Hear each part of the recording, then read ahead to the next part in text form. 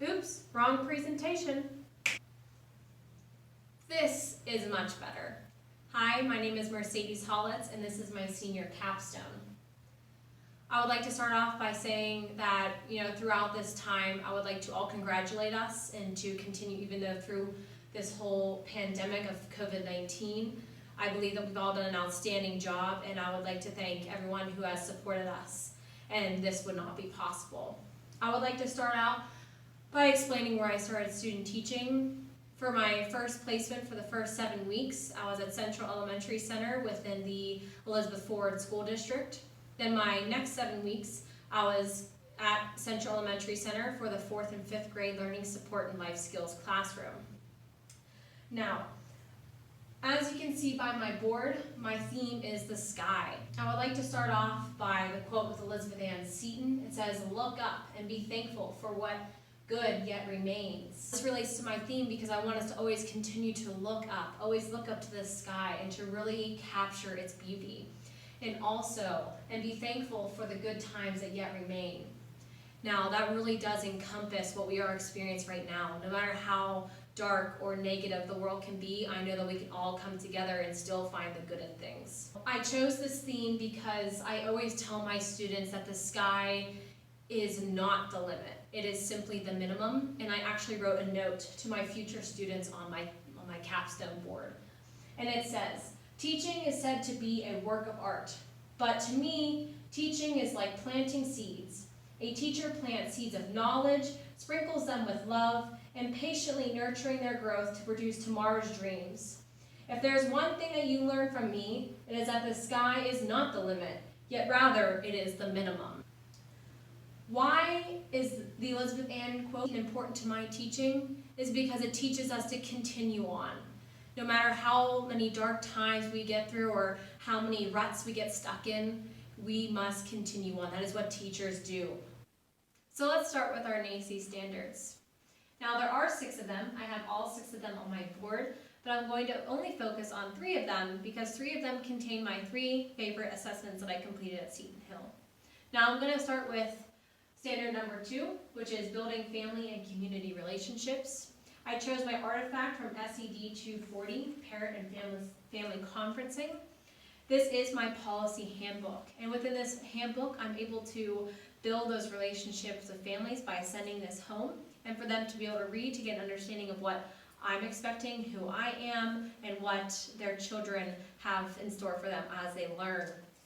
Throughout this policy handbook, I have multiple different things such as a mission statement, meeting the teacher, and even in the back I have an emergency contact form, consent to photograph, even food allergies or a field trip form, and even a thank you to my parents. Now, this is important to establishing those bonds with our families because we need to make sure that our children are getting the best education that they deserve. No matter how well seasoned a teacher is, they're going to need to rely on their students' guardians in order to get them to understand what they're going through or to understand the child better, because the only person that knows their child the best is their parents or guardians. Let's dive into our next artifact. This can be found under Standard 5, which is using content knowledge. I chose my artifact from SED 325 and SED 328, which is learning to read and reading to learn. I chose my literacy binder, which is found here. In this literacy binder, it does focus on the language arts content area, which is why I chose it, because it does go within this content area knowledge. Within this website, you will find different learning strategies, reading strategies, fluency strategies, games to play with your students to make sure that they are developing that fluency that they need. Also, I have artifacts on children with special needs because we need to make sure that we are remembering our students who are both typical and atypical, because that is critical to every student and their teachers.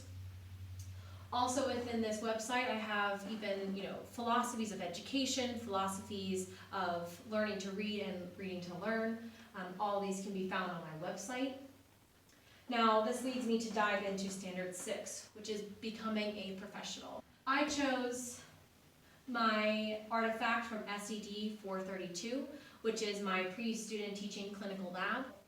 During this course, I was able to choose different pathways, in a sense, to choose and how to develop myself into a future educator. I chose to be certified in both AED and CPR. Now, I believe that this belongs into becoming a professional because I am not only looking to protect my students, but I can also protect people in the general public. I hope I never have to use my skills in my classroom, but in the case if I do, then I'm able to do so and save a child's life. Now we are going to move on to our Seton Hill learning objectives. Now, there are 5 of our learning objectives, but I'm only going to focus on 3 of them because I'm going to do the same thing that I did with the NACCE standards and focus on 3 of my favorite assessments that I've completed here at Seton Hill.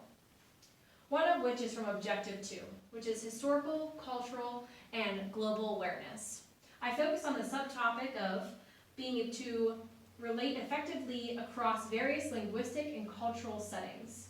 Now, I did this and I met this objective by studying abroad in Spain. This is my certificate that I did earn at the end of my month of being there and studying Spanish. But I think how it relates to more of the cultural aspect is that I was able to immerse myself within the Spanish culture. I did study in Cordoba for about three weeks. And not only did I achieve learning Spanish and learning how to communicate my needs and wants, but I also was able to immerse myself within their beautiful culture. And I don't have enough time to even describe how of a wonderful experience it was. I'm now going to move on to objective number 3, which is multiple modes of inquiry, reasoning, and expression. This is under the subcategory of interpret quantitative and qualitative information to formulate positions, to reach conclusions, or to present a logical argument. I chose to take this artifact from SFN 105. This is from my Fundamentals of Criminalistics class. Throughout this class, I was able to discover ways how people study criminalistics and how there are detectives, what they go through to find someone who is guilty. One lab in particular that I focused on was my blood lab, and this was so much fun and incredible to discover is that what we had to do is we had to drip blood from either high or low and at different angles. And we didn't know the angles at the time, but we had to find out distinguishing how far the blood traveled and how big the splatter was in order to find out how far the blood dropped, where it was dropped from, what height or what angle, and that was able to follow in that category. Moving on to objective number 4, which is reflection and self-assessment. So I chose the subcategory of explain the value of diverse spiritual and religious perspectives. This artifact was found from SLA 150, Faith, Religion, and Society. I chose my essay, That Prayer is Not Limited, in order to complete this objective. Within this class, I found myself challenging myself to understand both my religion and other religions. And within my essay, I compared Islam and Catholicism.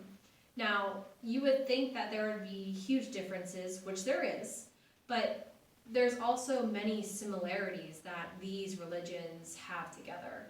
And throughout my time, it really does come down to faith. And as long as that you have faith and trust in God, then that's all that matters. And that's what connects all of those different religions together. That is the end of my senior capstone. So what does all this mean? And what did I get out of this?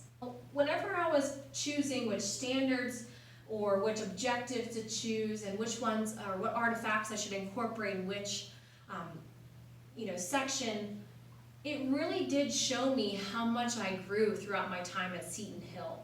And anything from freshman year to senior year, there was a huge difference. Either that was in developmental writing or it was my knowledge of student learners. It was a significant jump within my knowledge of students. And I believe that Seton Hill has prepared us for many challenges of life. Yet I know all of us are ready and prepared for the challenges of tomorrow.